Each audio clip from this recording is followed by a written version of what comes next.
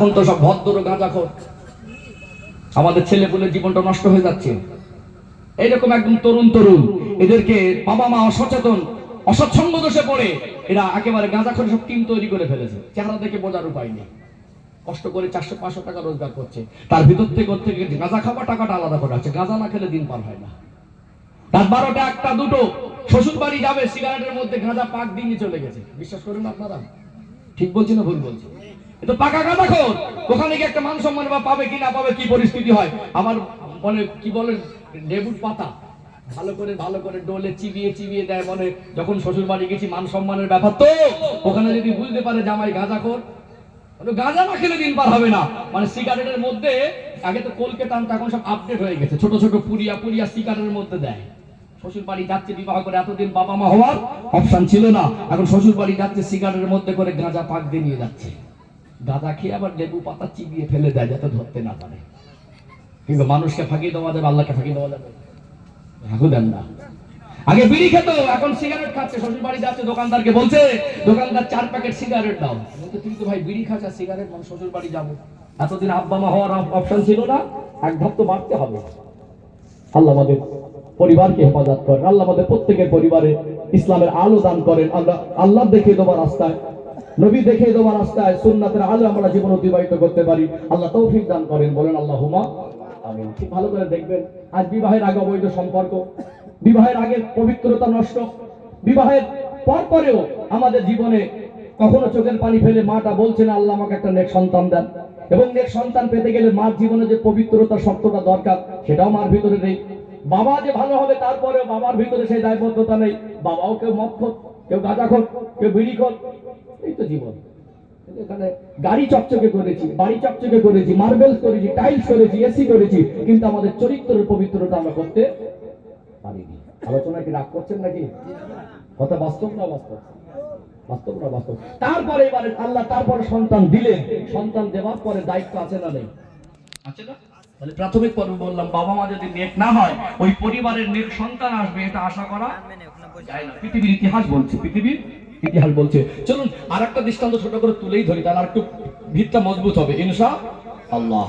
ও ভাইজানেরা, সোনার মানিক যুবকেরা, আব্বার মায়েরা, আল্লাহর ওলি হযরত মুহাম্মদ ইবনে ইসমাইল বুখারী রাহমাতুল্লাহ আলাইহির কথাটা সংক্ষেপে একটু তুলে ধরে।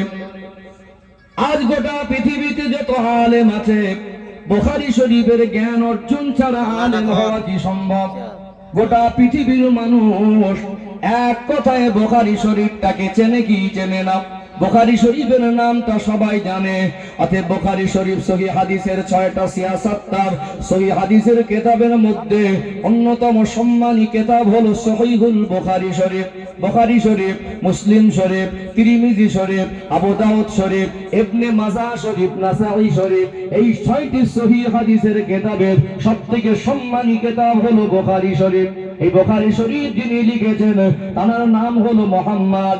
আমার নবীর নাম হলো হযরত মুহাম্মদ সাল্লাল্লাহু আলাইহি সাল্লাম। আর বুখারী শরীফের লেখক, তার নামটাও আমার নবীর নামে নাম। তার আব্বার নাম হলো ইসমাইল, মুহাম্মদ ইবনে ইসমাইল বুখারী রাহমাতুল্লাহ আলাইহি। পৃথিবীতে কত মানুষ ছিল, কিন্তু বুখারী শরীফের লেখক হওয়াটা কি সৌভাগ্যের ব্যাপার? কি ব্যাপার নয়? কত বড় সৌভাগ্য, কত বড় আল্লাহর ওলি, কত বড় আল্লাহর মাহবুব।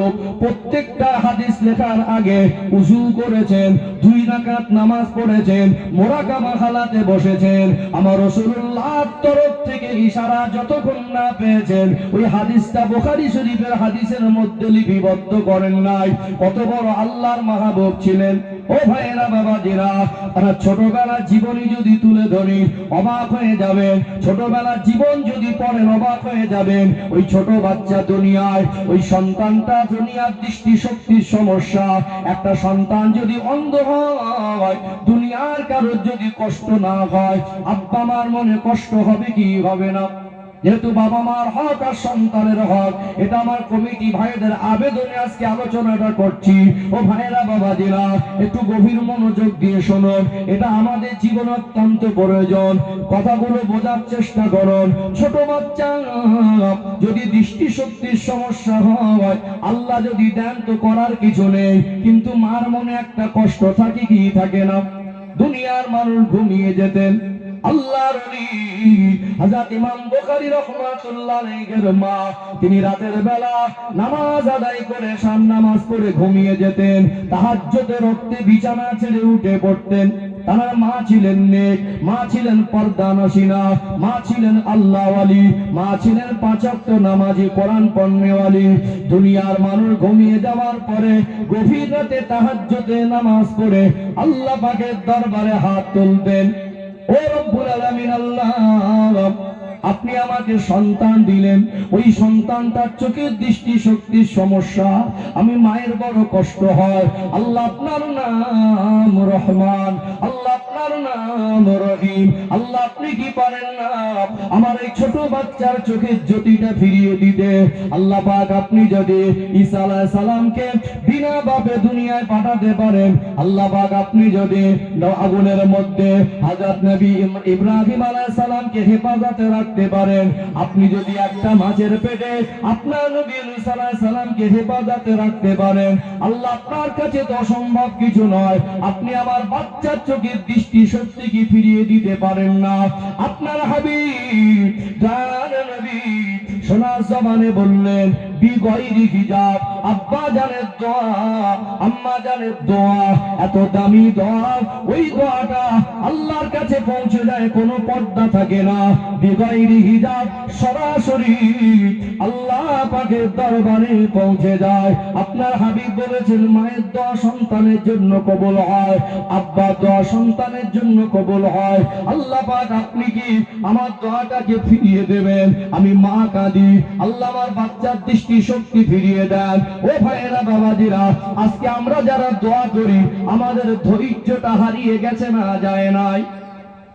একবার দুবার দোয়া চেয়ে বলি, আল্লাহ কবুল করে না। আল্লাহ যার ডাকটা বেশি ভালোবাসে, আল্লাহ তাকে একটু বেশি কষ্ট দেয়। ওই ডাকুক, আমাকে কাছে বেশি বেশি চাক, আল্লাহ চাইলে তো এক চান্সে দিয়ে দিতে পারে, পারে না?